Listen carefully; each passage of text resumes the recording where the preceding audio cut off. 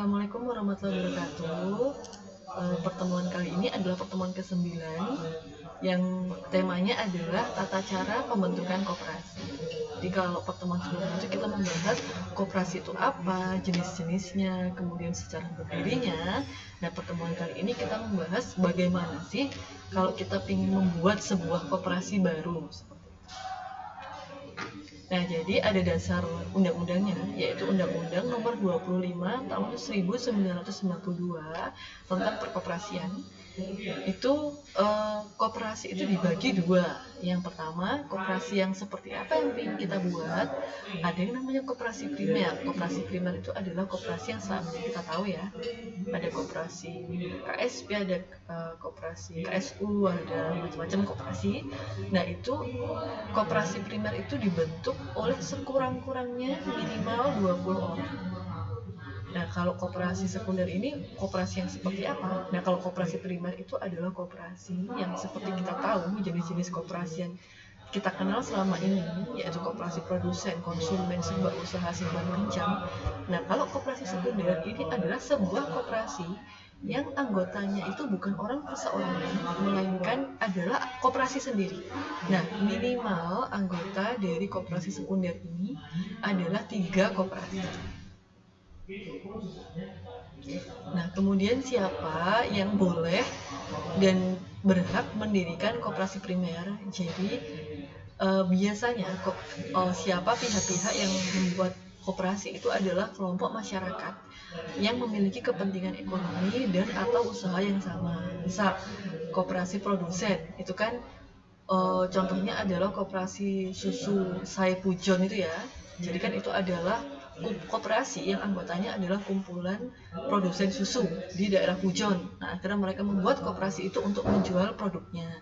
Atau misal ada orang-orang yang ingin membeli sembako dengan harga murah, akhirnya mereka membuat koperasi konsumen yang menjual barang ke anggota koperasinya dengan harga yang lebih murah. Atau misal mereka adalah jenis orang-orang yang ingin menyediakan pendanaan bagi masyarakat sekitar yang terjangkau, yang tidak nggak semahal lintah darat gitu ya. Jadi untuk mengurangi persentase masyarakat yang pinjam ke rentenir, akhirnya mereka mendirikan koperasi simpan pinjam. Atau misalnya ada masyarakat yang ingin membuat sebuah usaha, jadi kayak memperluas gitu, jadi nggak hanya sistem koperasi itu nggak hanya jual beli aja. Misal ada koperasi asuransi, akhirnya mereka mendirikan koperasi usaha seperti itu. Nah, kemudian alur pembuatan koperasi itu seperti apa? Jadi pertama dipahami dulu bahwa koperasi seperti apa yang mau dibuat. Oh, koperasi primer berarti minimal pembuatnya, pengusul pembuatnya itu harus minimal 20 orang. Oh enggak, ternyata saya mau bikin koperasi sekunder, berarti minimal anggotanya adalah 3 koperasi. Nah, setelah di awal kita tahu koperasi macam apa yang ingin kita buat, kemudian kita sebagai tim pengusul pembentukan koperasi ya, itu pertama ini ya, kelompok masyarakat dari berbagai profesi ini. Kemudian 2 orang atau lebih itu menuju ke kantor koperasi tingkat 2. Jadi kantor koperasi tingkat 2 atau Depkop PKM tingkat 2, Departemen Koperasi dan Pengusaha Kecil Menengah tingkat 2, itu adalah departemen yang membawahi koperasi, namanya Depkop atau Kemenkop ya sekarang, Kementerian Koperasi. Itu ada berbagai tingkat. Tingkat 2 itu maksudnya adalah tingkat kabupaten dan kota madya. Jadi pertama 2 orang atau lebih itu datang ke kantor koperasi tingkat kabupaten atau kota madya. Kemudian langkah kedua, setelah mereka datang ke sana, perwakilan dari berbagai macam masyarakat yang ingin membentuk koperasi, itu mereka melakukan prakarsa pembentukan koperasi. Maksudnya prakarsa pembentukan koperasi itu adalah mengajukan proposal, ini loh proposal saya, kenapa kok saya ingin bikin koperasi.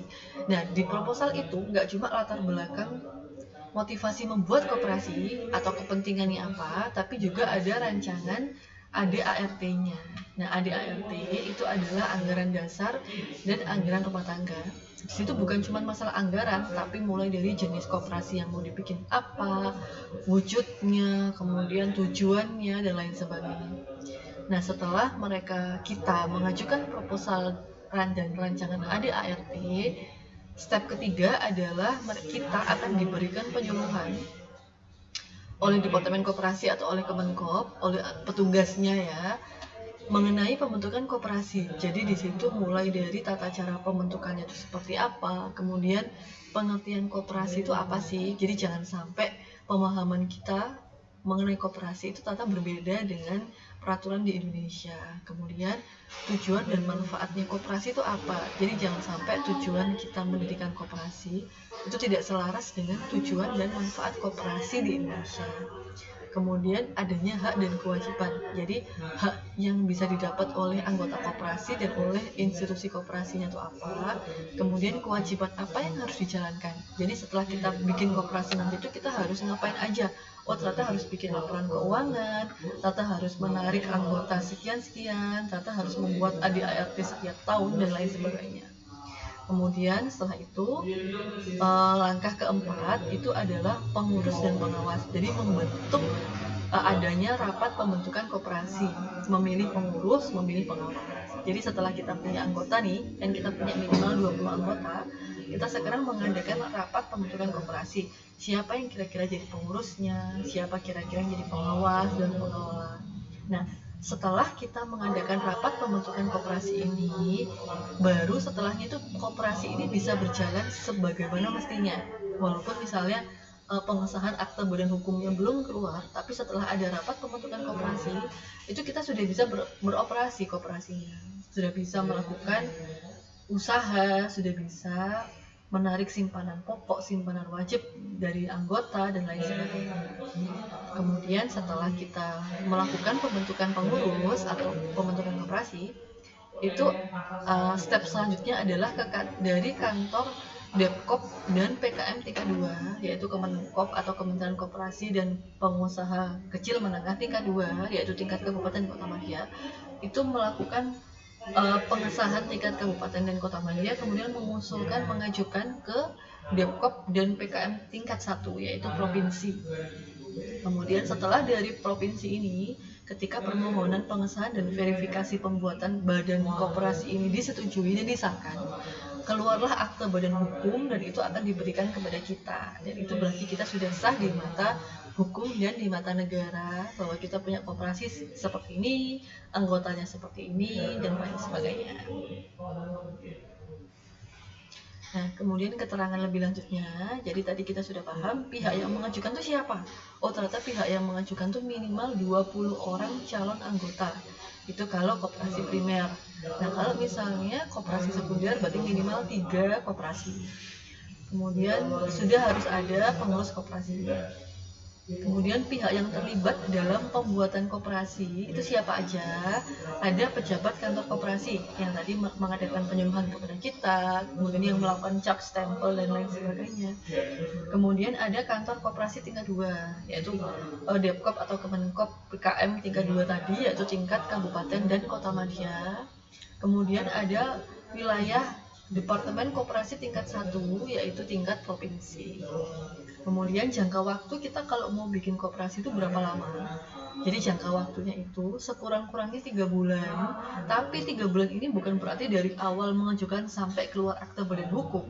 Tetapi 3 bulan ini maksudnya adalah 3 bulan dari pengajuan dari tingkat 2 ke tingkat 1. Jadi pengajuan dari Kemenkop PKM tingkat 2 ke Kemenkop PKM tingkat 1 itu sekurang-kurangnya 3 bulan. Nah, plus waktu yang dibutuhkan untuk dari awal pertama kita datang ke kantor koperasi membawa calon anggota tadi sampai keluar akte badan hukum, berarti kira-kira 3 bulan ditambah tambahan hari itu tadi. Kemudian rincian persyaratan. Jadi persyaratan pembuatan koperasinya ya, itu awalnya kita harus paham dulu, tahu kita mau bikin apa, apakah koperasi primer atau sekunder.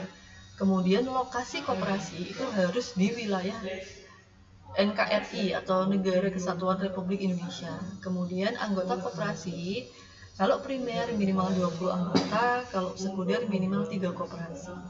Kemudian ada ADART koperasi, yaitu anggaran dasar dan anggaran rumah tangga. Yang di dalamnya itu ada daftar nama anggotanya, kemudian lokasinya di mana, tujuan didirikannya itu apa, kemudian ketentuan ada rules atau ketentuan mengenai keanggotaan apa enggak, siapa aja yang boleh jadi anggota seperti itu, kemudian permodalannya kira-kira dari mana, pengelolaannya seperti apa, pengurusnya siapa, pengawasnya siapa, kemudian ketentuan mengenai SHU dan lain sebagainya. Jadi ADART ini walau namanya anggaran, tapi bukan hanya membahas anggaran saja, tapi keseluruhan dari koperasi itu apa aja. Nah, kemudian ada, jadi kesimpulannya ya, kalau misalnya saya persingkat lagi, langkah-langkah mendirikan koperasi itu seperti apa. Jadi langkah-langkahnya tentang pertama, ada dasar pembentukan koperasi, ada tujuan, kita tahu kenapa kita ingin bikin koperasi.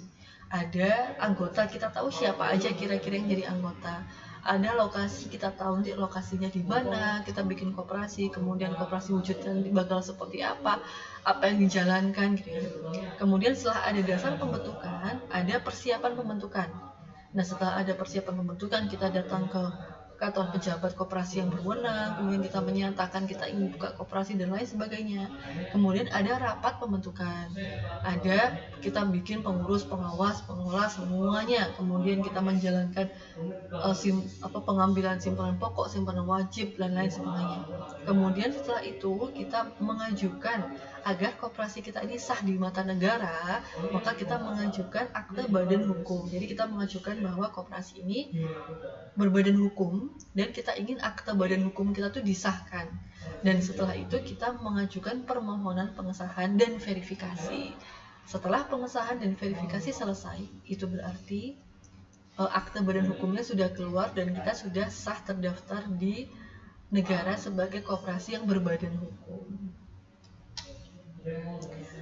Sampai sini materi mengenai tata cara pembentukan koperasi ya, simple saja, tetapi saya harap semoga bisa dipahami. Terima kasih, sampai ketemu pertemuan berikutnya. Assalamualaikum warahmatullahi wabarakatuh.